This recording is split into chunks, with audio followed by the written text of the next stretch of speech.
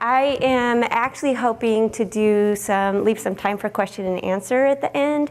So it would actually help me if you all kind of filtered closer, because then your questions will be easier for me to hear and I can better answer them. So if you are hoping to have me answer some questions, I would say filter in to the front where you can, where we can do that. So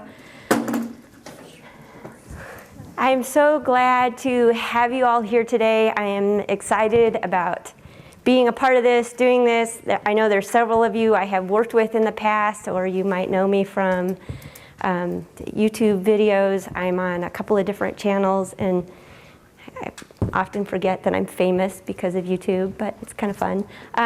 So I am Sharmen Kimbrough. I live here in North Carolina. I live in the Raleigh area. So I hail from Raleigh right now, but I'm actually from Washington State, where I grew up on a farm in eastern Washington, but have been in North Carolina for 24 years now. So I'm starting to call this home, and I like the weather here better. But I am a relationship coach with the Marriage Recovery Center out of Seattle area, and I also have my own practice here called Live Found Incorporated, and so a couple of different options for meeting up with me, but if you Google either of those, you will find me online as well. So today what I'm going to talk about is just a brief overview of something I end up working through with every one of my clients. And it is really about everything Leslie's been talking about this week, about learning how to find yourself, know yourself, maintain your own space, and live life well no matter what circumstances you're in. So I called this the Emotional Self-Defense Bootcamp because, you know, when you take a self-defense class or a concealed carry class, the idea is learning awareness. So awareness of your situation, awareness of yourself, your space, that kind of thing. So learning awareness, being prepared, so having tools and training, and being able to take action in the moment when you are presented with something that is dangerous or threatening.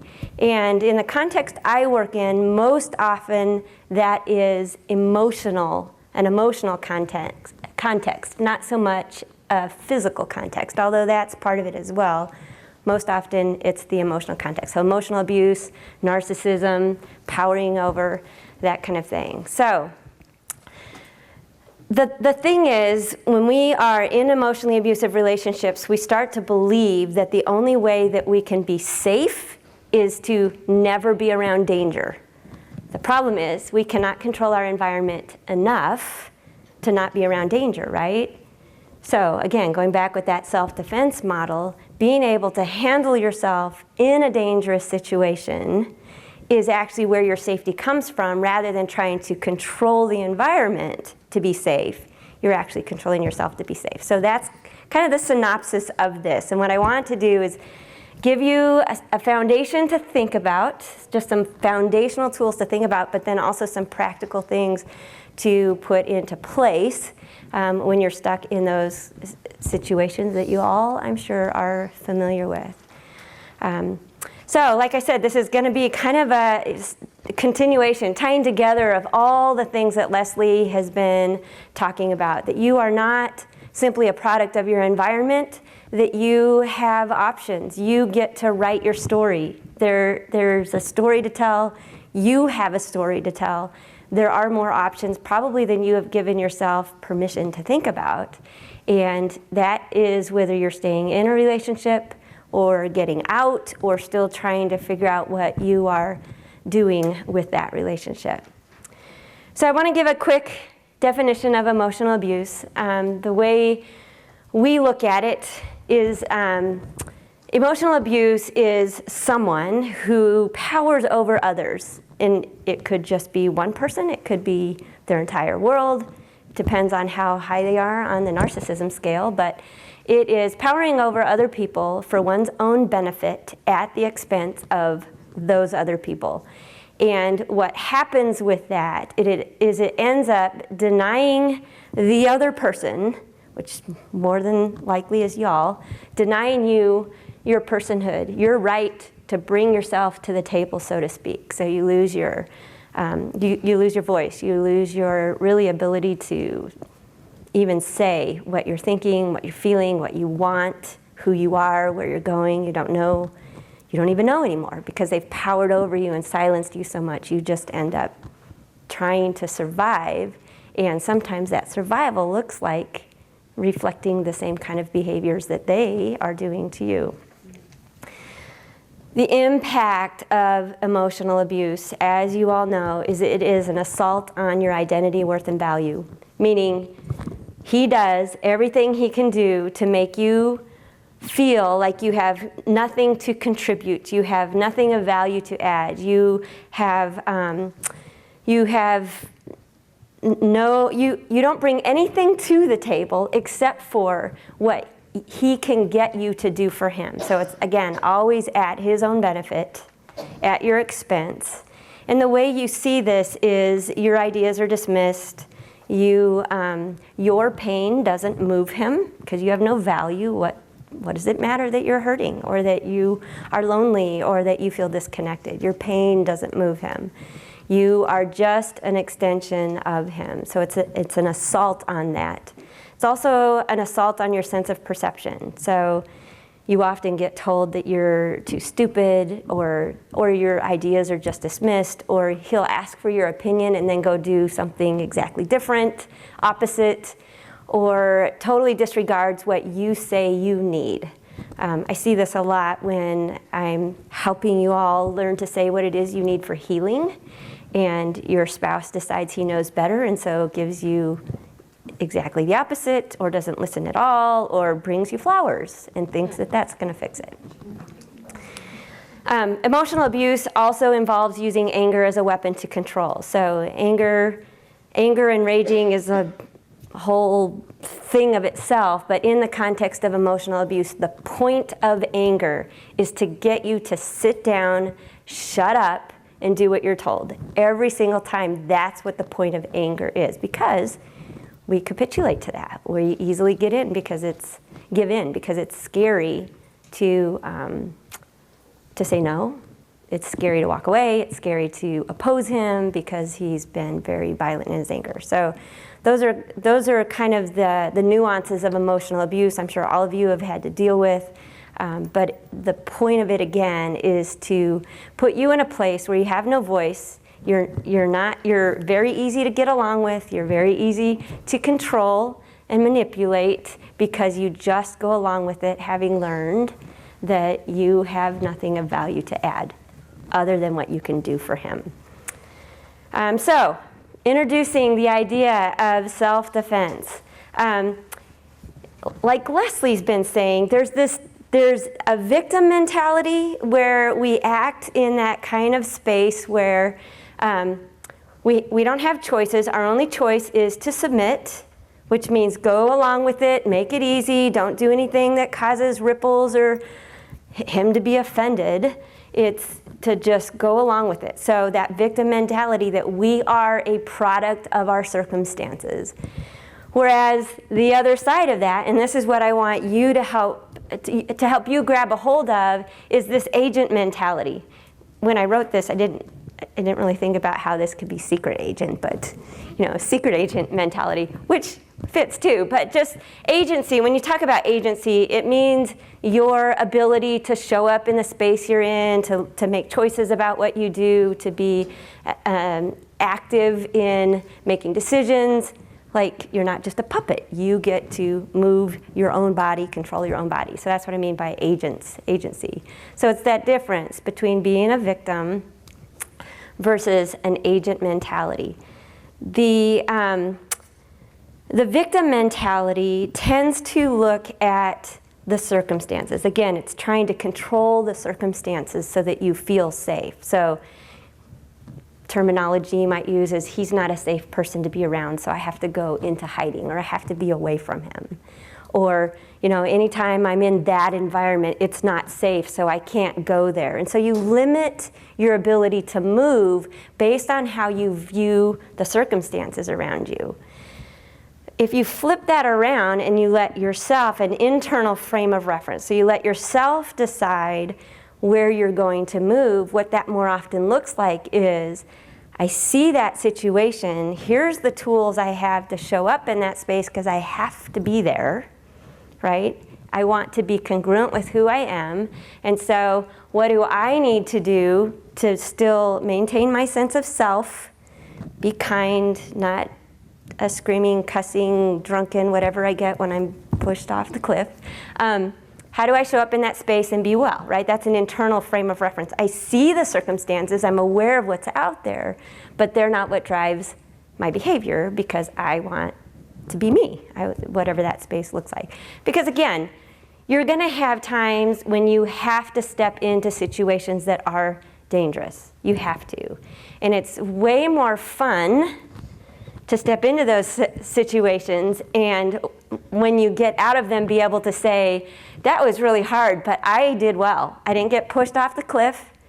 I'm not driven to drink. I'm good. And they're left arguing with their own thoughts in their own head because you didn't have to respond to them in any way. You didn't defend yourself. You were just there being who you wanted to be. So I do want to give you some tools to do that in a minute.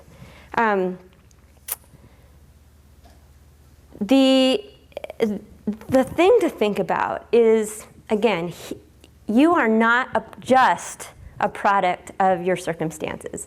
You're not just a product of your upbringing. You're not just floating through space trying to stay safe. You actually have a life to live, a story to tell, a mission. God has given you a mission to reflect Him to the world. So He's put in you gifts, talents, abilities that are uniquely yours. And anything, spouses and friends and church included, anything that is silencing the mark of God in you is abuse. And it's spiritual warfare as well. There's the whole spiritual backdrop behind this, that if Satan can make sure that the image of God is obscured in you, the people around you are not going to see God.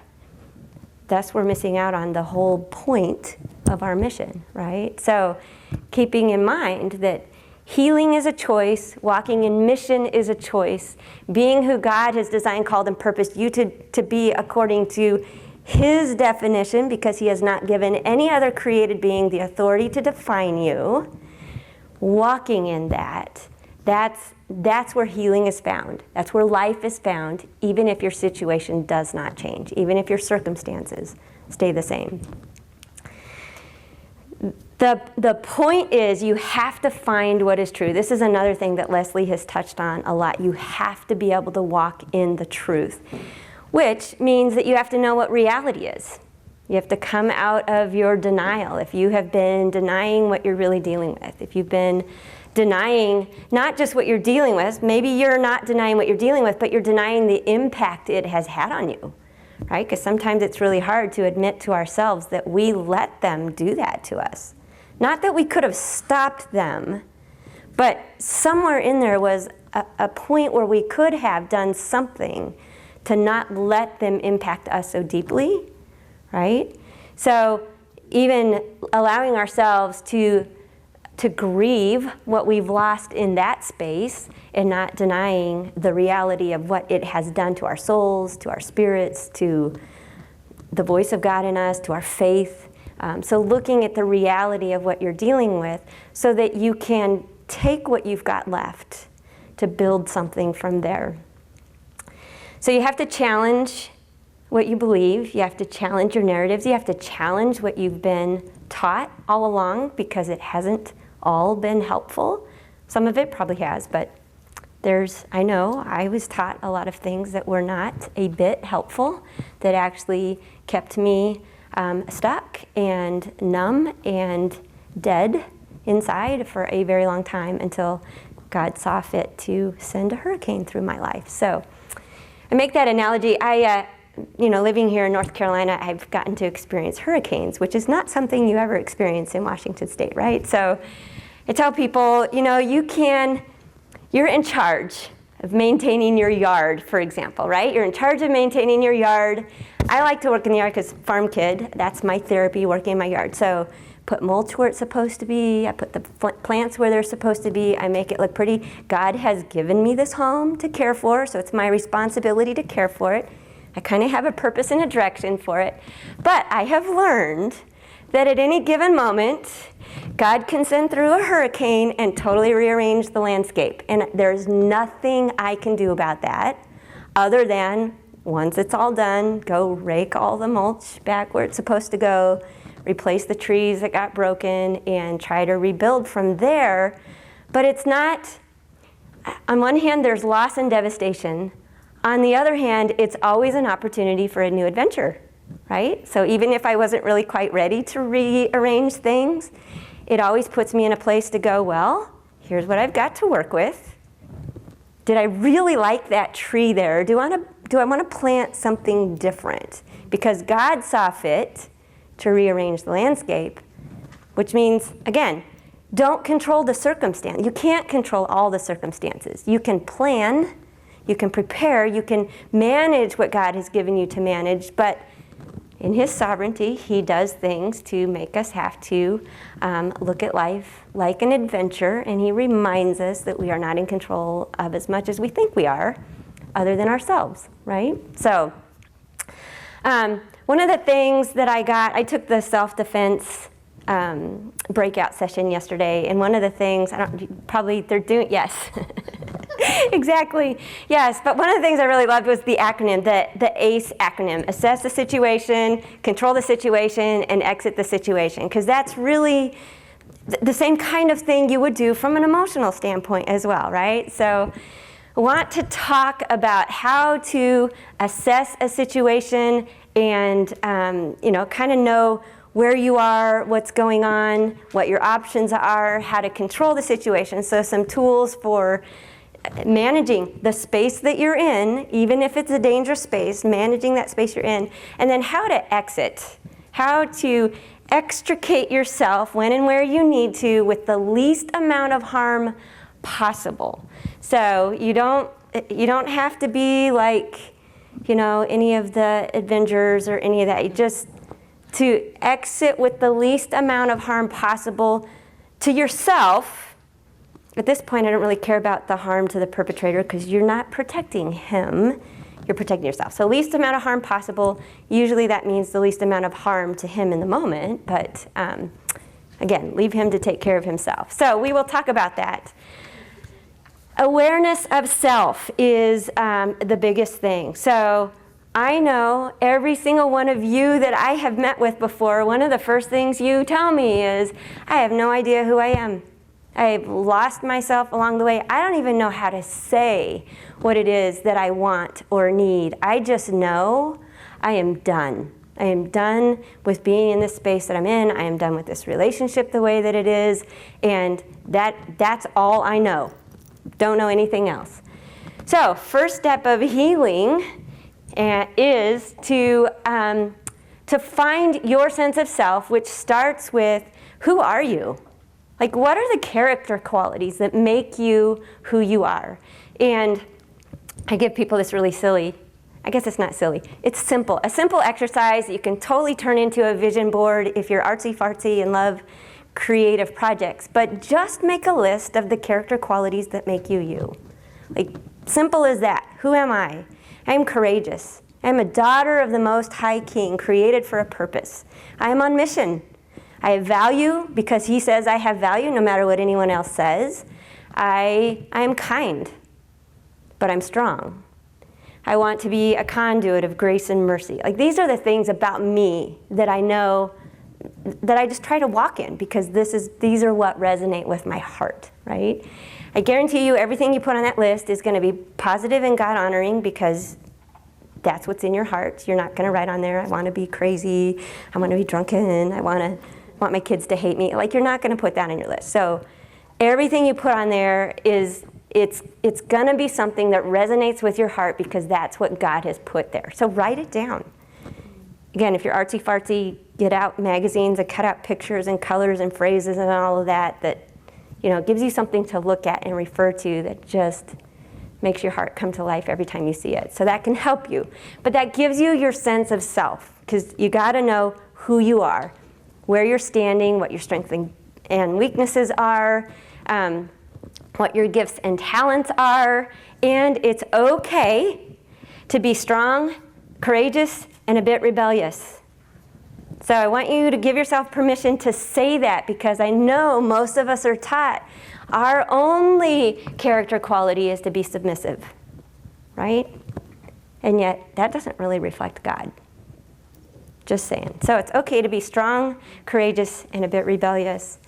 The thing about this exercise, it is so simple, just writing out the character qualities, but it does a lot. It gives you your foundation, who you are. It also determines your mission and your purpose, right? If you know who you are, you know where you're going. You know how you're going to bring yourself to the table no matter what you have to deal with. It gives that foundation that you're standing on. So now you have your footing. No matter what comes across your path every day, when you know this is who you are and you're working really hard to control that so that you're showing up well, no matter what comes across your path, you can now respond to it thinking, how do I answer this, respond to this person, deal with this issue in such a way that I maintain my heading? This is who I am, this is where I'm going. I am working to become this kind of person. It gives you your heading. And it gives you your mission. Again, when you know what your gifts and talents are, it's easy to see, okay, this is the path that God has put right in front of you. That's your mission. Show up in it well. You don't have to worry about other people's missions. You don't have to worry about what they think about your mission, because you're not going to answer to God for what they think about who you are and where you're going. You have to know it. So take the time to think about that, put it into plan, put it into action, and just walk it out. The other thing about this is it makes it easy to see where your boundaries need to be. And I will flesh out boundaries a little bit more as well. But when you are on a path, again, I like this idea. You're on a path, you're headed somewhere, you know who you are and where you're going. The boundaries are those guardrails on this road that keep you headed where you want to go. Like, they're not rules on other people. So that's some of the confusion about boundaries. We talk about boundaries in terms of structure or rules of the home, or things that we put on other people. But in reality, boundaries are really the guardrails that you put on your own road so that you stay where you want to go and not fall off the cliff, right?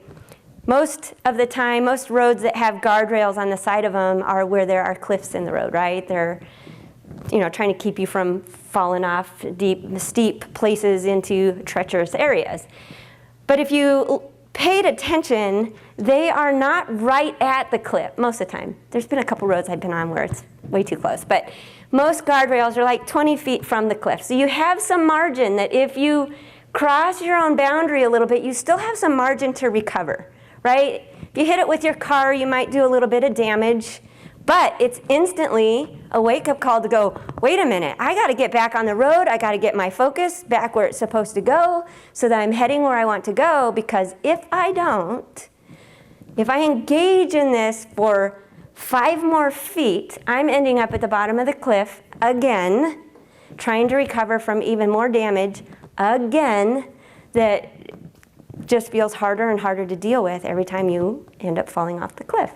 And falling off the cliff is everything, every way you act outside of your true character.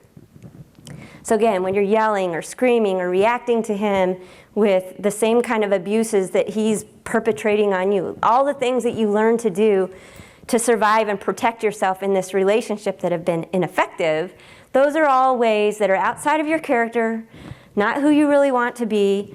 Those are examples of falling off the cliff.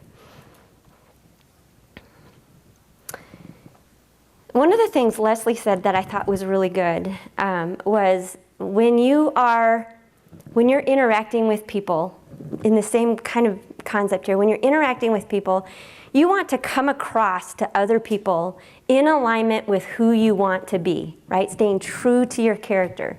So you have to be paying attention to, are you really Are you really standing tall, standing firm? Are you steadfast? Are you presenting yourself really in the way that you want to, that is congruent with your character?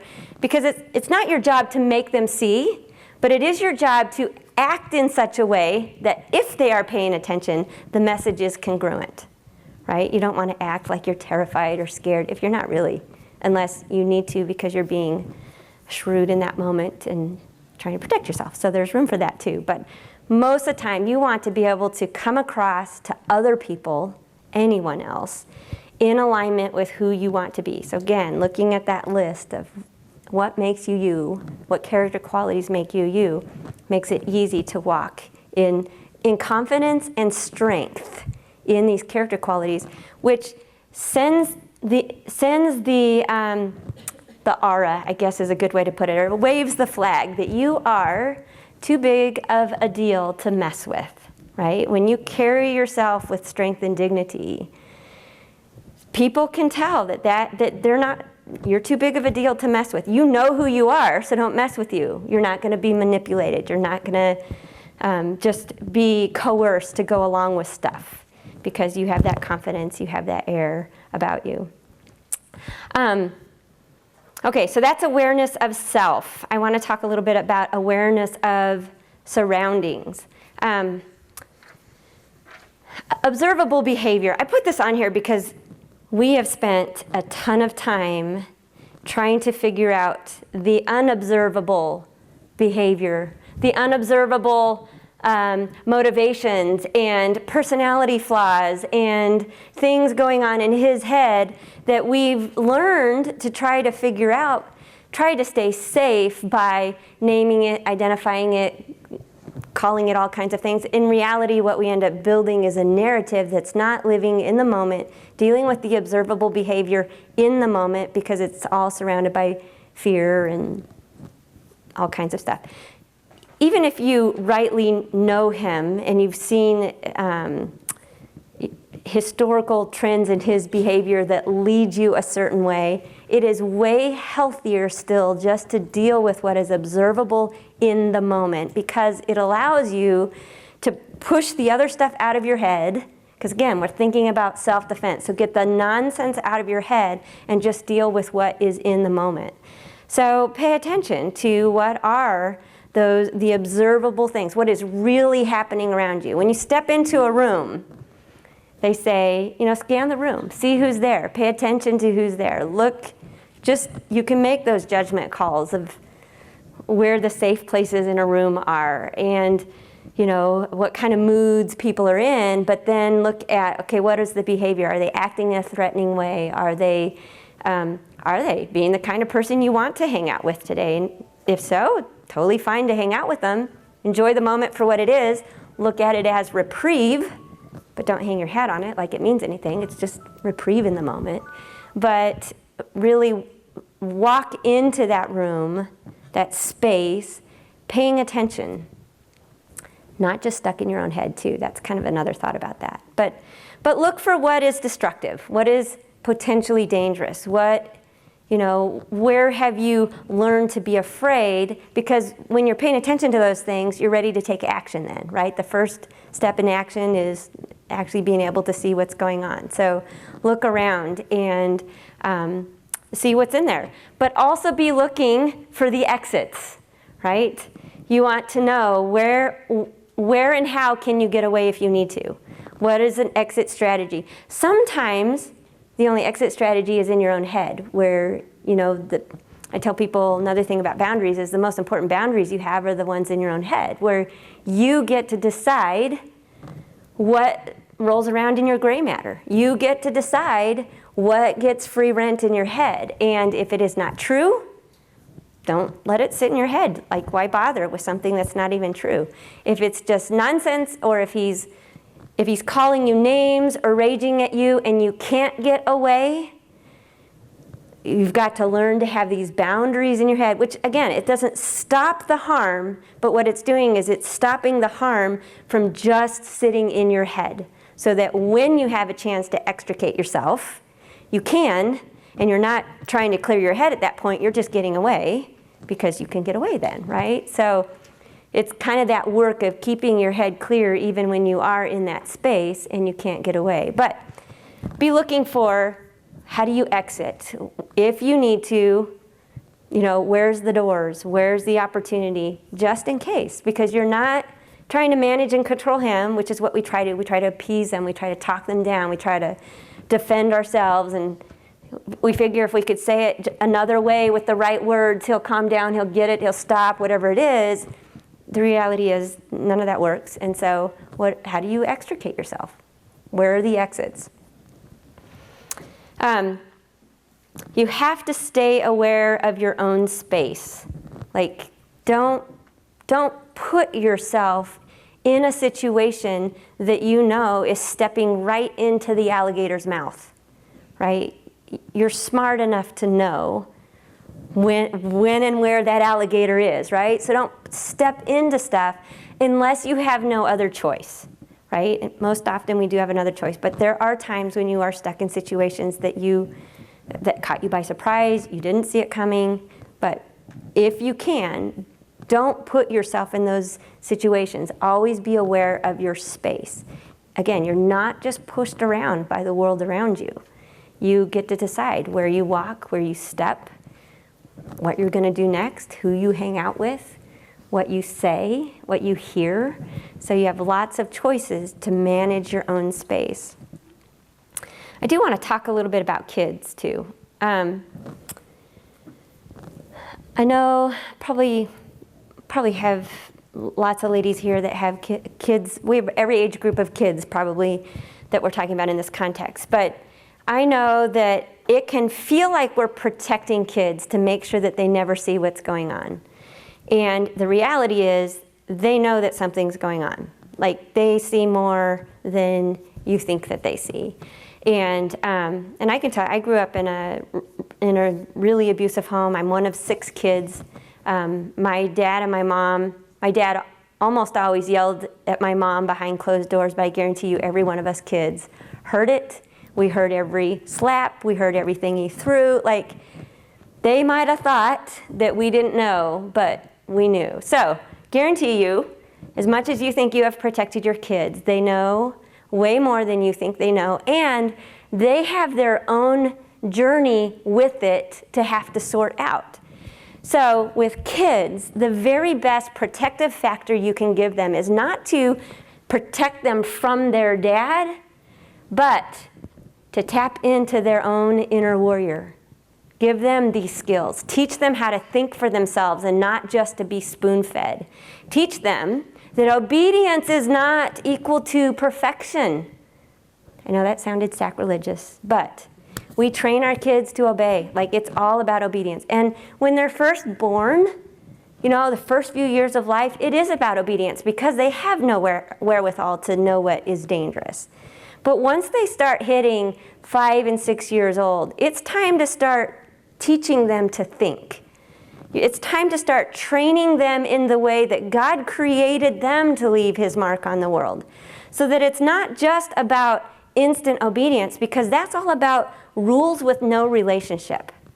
And somewhere along the line, they are going to rebel, which never goes down well and isn't safe for them. So if you want to train them actually to be safe in this dangerous environment, give them the tools to do that.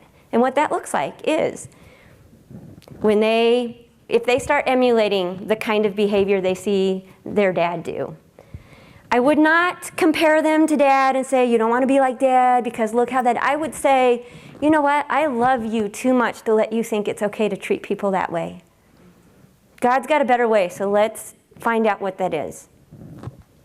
Or when you see them acting out with anger or grief or belligerence or all kinds of things that you can tell are probably connected to how they're feeling about what's going on in the home, I would tell them, you feel the way you feel because it is written on your heart for this to look very different than it is. You're normalizing their feelings, so they don't have to hide them, they don't have to go silent. You're normalizing the feelings, but you're also saying, but you can't treat your brother that way.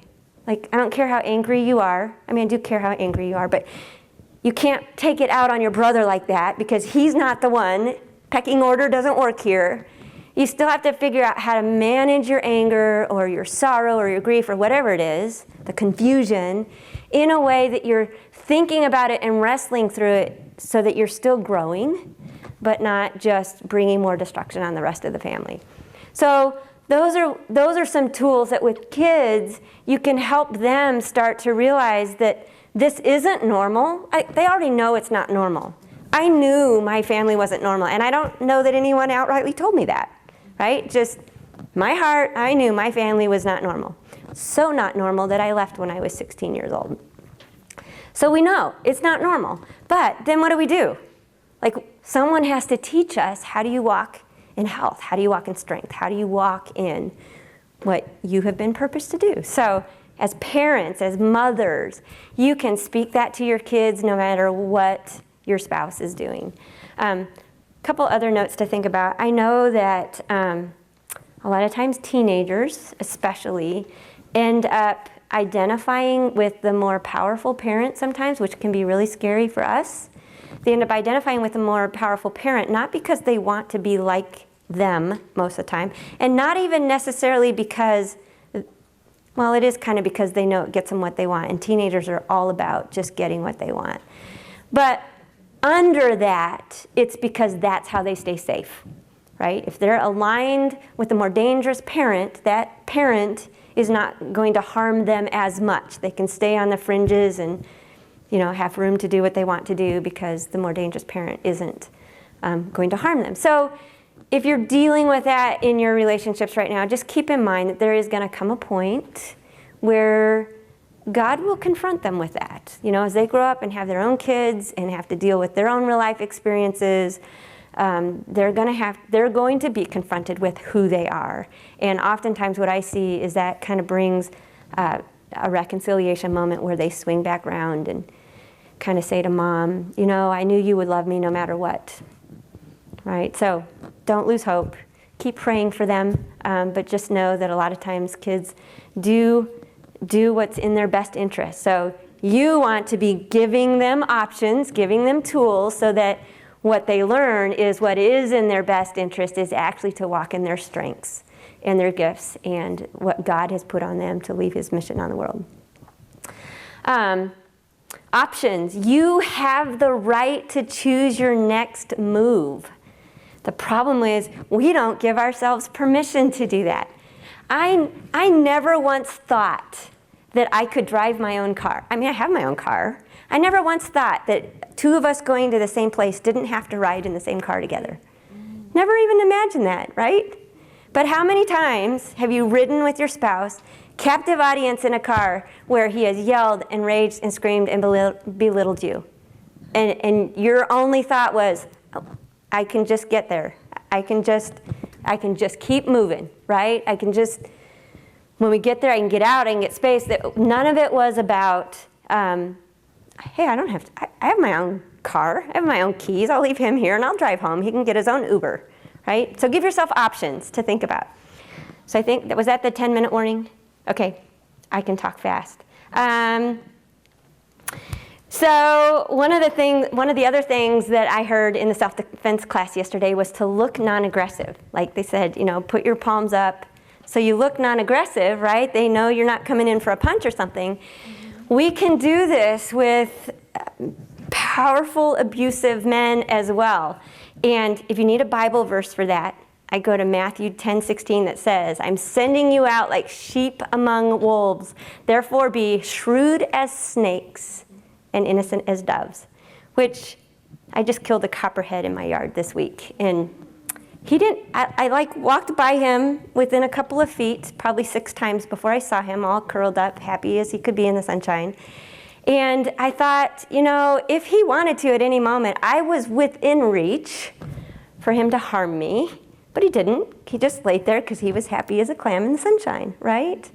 But if you think about how shrewd snakes can be, like they're slinky and you don't notice them often until it's too late, unless it's a rattlesnake, they let you know.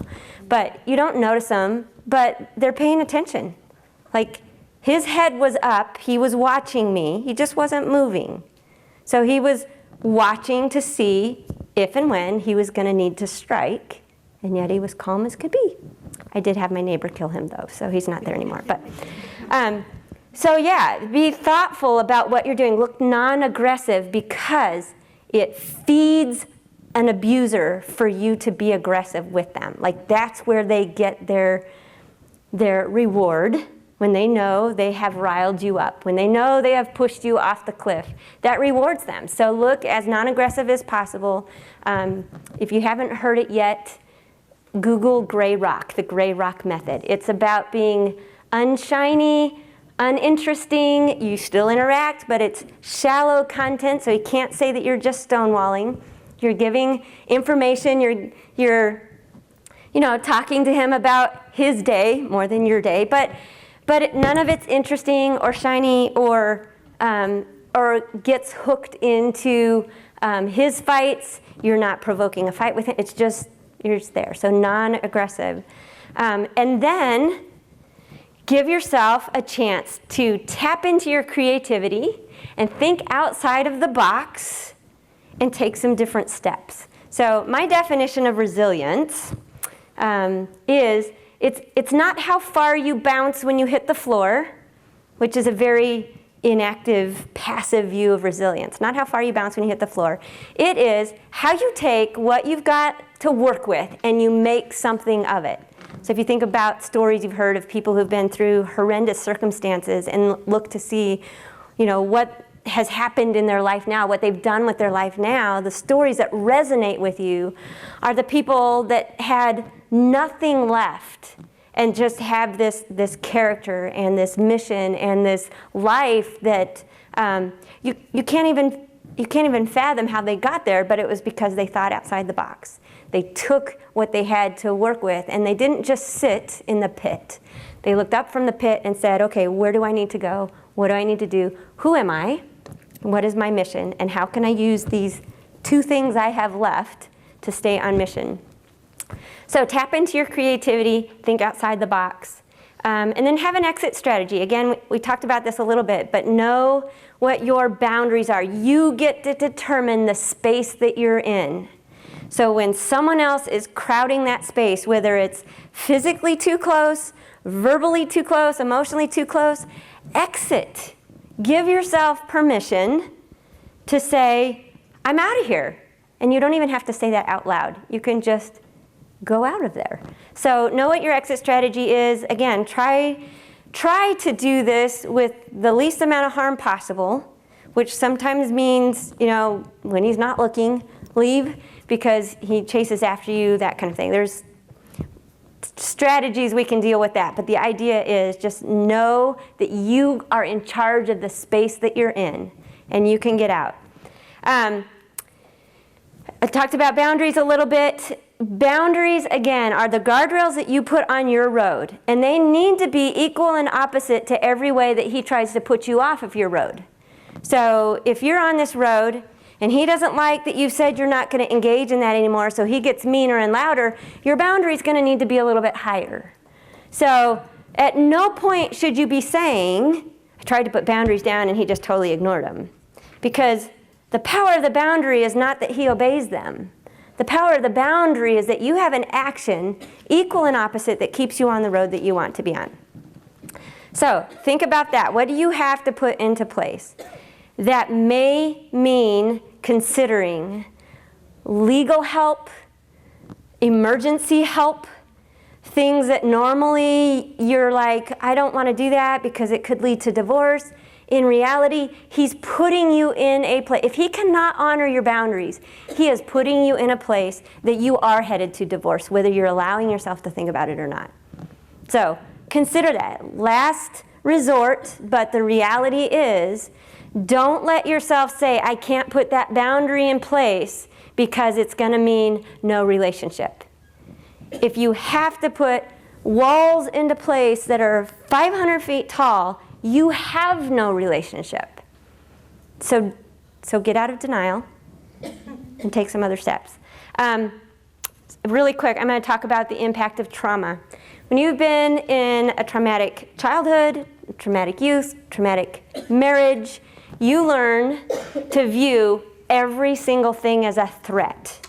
So as you're thinking about your emotional self-defense, one of the things that you've got to do is get rid of the baggage that makes you view every single thing as a threat, so that you are able to better see what the real threats are.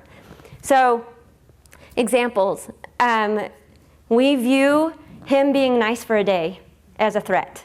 In reality, I would say, again, look at it as reprieve, right? He's being nice for a day. Yay, you can breathe for a little bit and stop and think, who am I, where am I going? Rather than waiting for the other shoe to drop. It probably is going to drop, but you know that already. Instead of waiting for it, live more in the moment.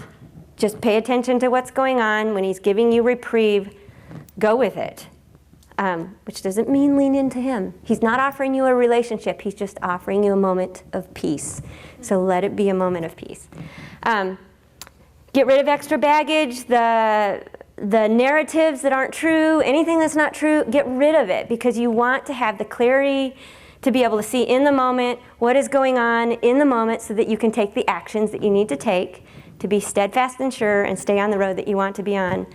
And then think for yourself. This is a big thing. We've spent so much of our lives being spoon-fed because we were told that obedience is the greatest, most clearest idea of perfection, right? Submission, which means everyone has to tell us what to do. What does this mean? How do we honor God? How is this supposed to look so that we can conform to be submissive, right? The reality is that is not how God works.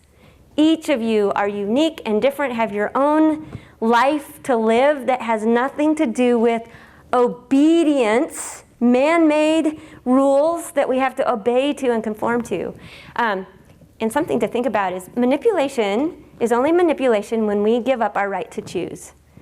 So think about that. You have your own mind, your own choices, your own ability to think, and that is what you're going to answer to God for someday. Not what someone else thinks of you, but how you have managed you. The gift of you that He has given you to care for, steward, and manage. And so think through that. Be intentional about it. Find your space here, because even if your circumstances don't change, that's going to give you your story. That's going to give you life, peace, purpose. And it puts you in a place where your eyes are on God, you're taking the next step, you're being exactly where He does want you to be. And when it all goes wrong, it's His fault now, because you trusted Him with the circumstances.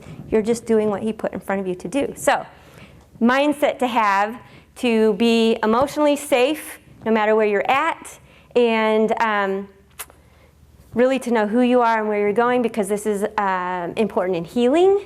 And it is actually important to have that footing so that no matter what relationship you're in, it's a healthy relationship. Not because they are safe, but because you are steadfast. So I'm told I am totally out of time, but I am happy to stick around and answer questions after this, and would love to get a chance to meet some of you. I do appreciate that you have been here today. I always find it an honor when God brings people across my path, and that I get a chance to be a voice of hope and truth and life to you all. So thank you for coming today, and I hope that you enjoy the rest of the conference. Thank you.